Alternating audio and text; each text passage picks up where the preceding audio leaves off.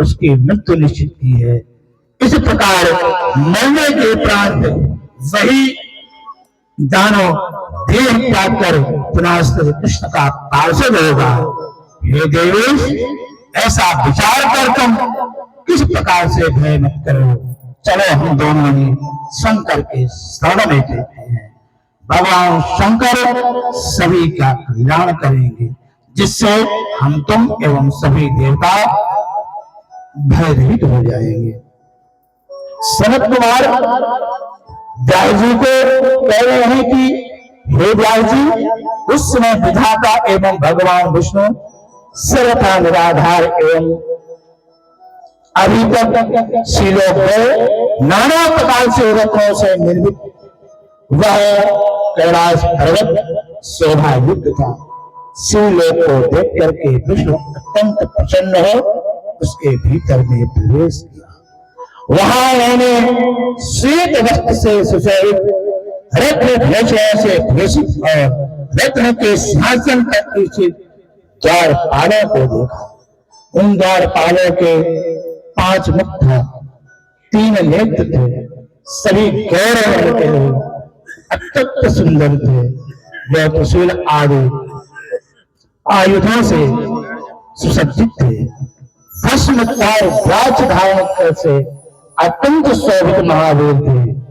तब ब्रह्मा के सहित विष्णु ने बड़ी नम्रता के साथ उन्हें प्रणाम किया और पर दर्शन के निमित्त सारा वृत्तांत देकर अपने आगमन का प्रयोजन बताया।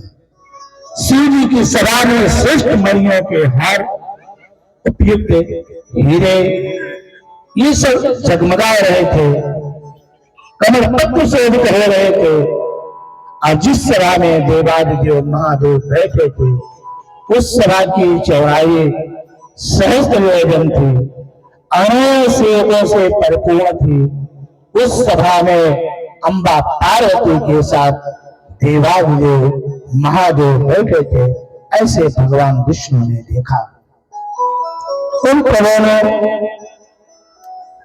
प्रभु को आकर के देख करके ब्रह्मा विष्णु ने हाथ जोड़ करके भगवान शिव को प्रणाम करके उनकी स्तुति की। विष्णु ने कहा, देव देव महादेव परब्रह्म अखिलेश्वर त्रिवातीत निर्व्यग्र त्रिदेव जन प्रभो।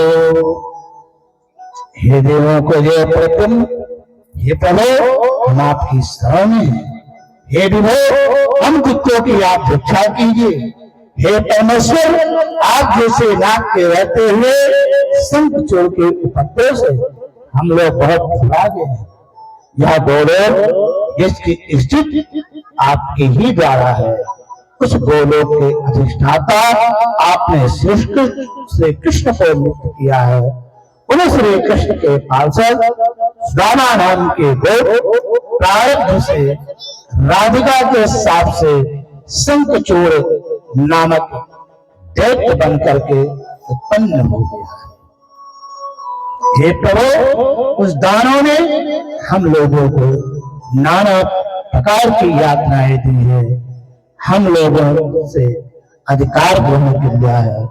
हम लोगों को स्वर्ग से खदेड़ दिया है, जिससे कि हम लोग पृथ्वी पर बहुत दुख के साथ टहलते घूमते फिरते हैं। शिव जी ने कहा, हे विष्णु, तुम लोग सब प्रकार के भय की त्याग करो। शंख चोर के द्वारा उत्पन्न उपद्रव अवश्य ही शांत होगा। वस्तुतः मैं शंख चोर का सारा वृत्तांत जानता हूँ। वह पूरे जन्म में श्री कृष्ण का परम भक्त सुदामा नाम का गोप था। मैं उसको अच्छी तरह से जानता हूँ। तुम्हें चिंता करने की बात नहीं है। हे विष्णु, हे देवताओं, मेरी बात बड़े ध्यान पूर्वक सुनो। भय नहीं रहेगा। शीघ्र तुम दोनों कैलाश पर्वत पर जाओ, जहां मेरे पौरे रुद्र का निवास है। मैंने ही देवताओं का कार्य करने के लिए पृथक पृथक यहाँ धारण किया है। तब सभी देवताओं ने हाथ जोड़ करके भक्त से ब्रह्म होकर के सिर झुका करके गदगद वाणी से शंकर की स्तुति करने लगे। हे देवदेव महादेव, हे शंकर, हम सभी लोगों बहुत दुख आ गया है, हम आपकी शरण में आए हैं, आप हमारी रक्षा करो, आप हमारी रक्षा करो।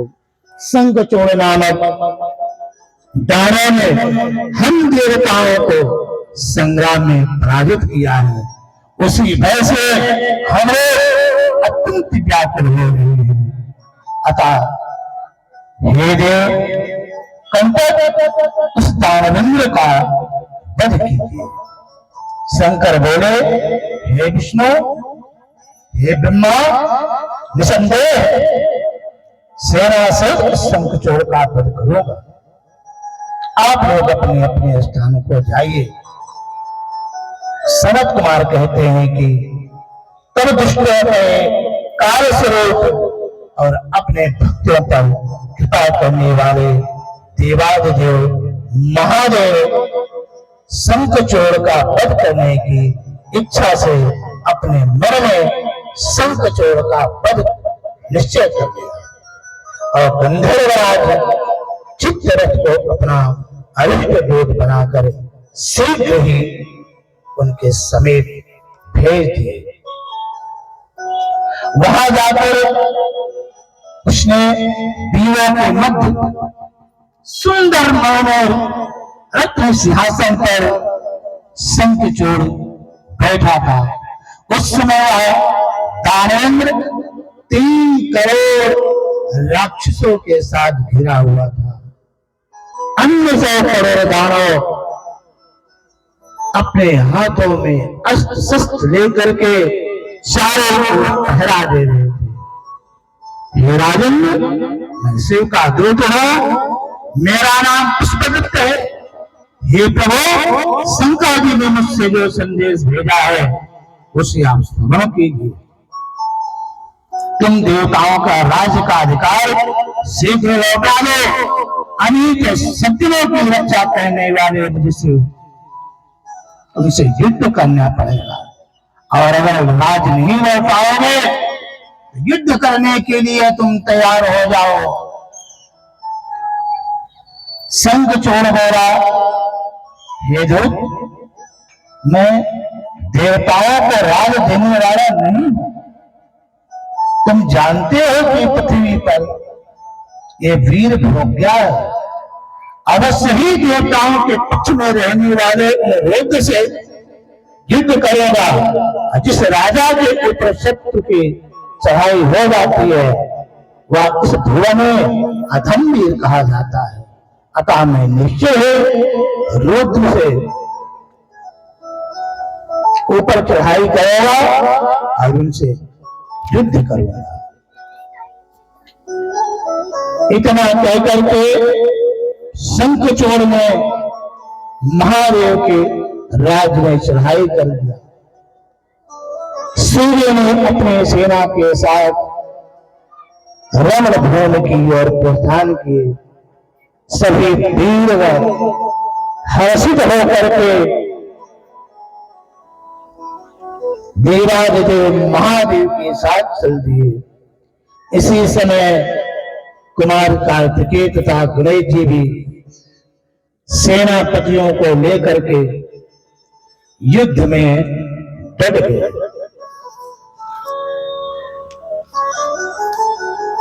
इधर शंखचूड़ भी उत्तम रत्नों से बने हुए विमान पर चढ़कर गुरुजनों को आगे कर पुष्पभद्रा नदी के किनारे सिद्ध क्षेत्र में, जहां सिद्धों का सिद्धाश्रम एवं श्रेष्ठ आचार्य है, वहां पर पहुंचा। इस स्थान पर पूर्ण ही क्षेत्र भारत में कपिल मुनि की यह तपोभूमि है।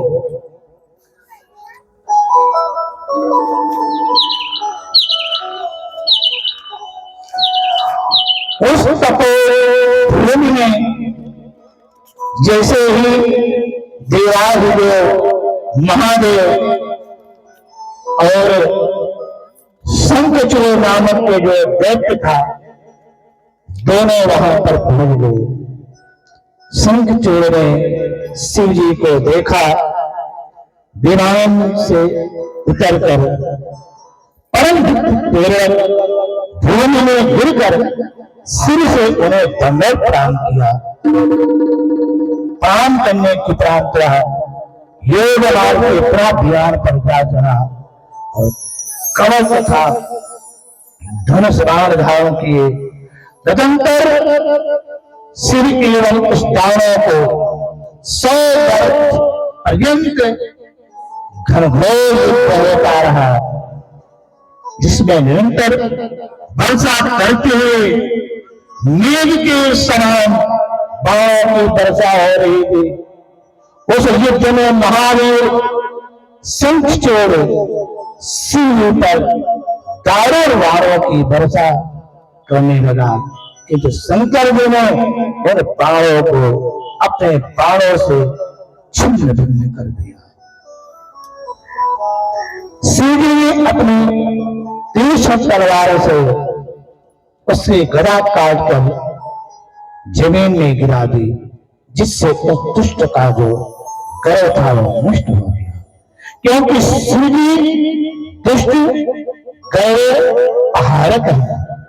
अपने गदा के छिन्न भिन्न हो जाने पर दानों को बड़ा क्रोध हुआ और वह तेजस्वी के समान असाह्यता प्रज्वलित त्रिशूल धारण किया। त्रिशूल हाथ में लेकर आते हुए सुदर्शन दानेश्वर के वेग से जी ने बड़े वेग से अपना त्रिशूल उसकी छाती में घुसेड़ दिया, जिससे कि उसका शरीर विदीर्ण हो गया। इस प्रकार शिव जी के गरों के द्वारा बहुत से देव शत्रु असुर नष्ट भ्रष्ट हो गए। जब देवताओं की बहुत सी सेना नष्ट हो गई, तब भय से कातर हुए अनेक दानव युद्ध छोड़ करके भागने लगे। शंखचूड़ दानवंदः शिरस्य कृपया तदा साधमुक्तो बहुलाथ भूल रूपरातः। शिव जी शंखचूड़ शिव जी की कृपा से साप मुक्त होकर के अपने पूर्ण रूप को प्राप्त हो गया। शंखचूड़ की जो अस्थियां से इस प्रकार के शंख की जाति प्रकट हो गई है, जो देवताओं के लिए परम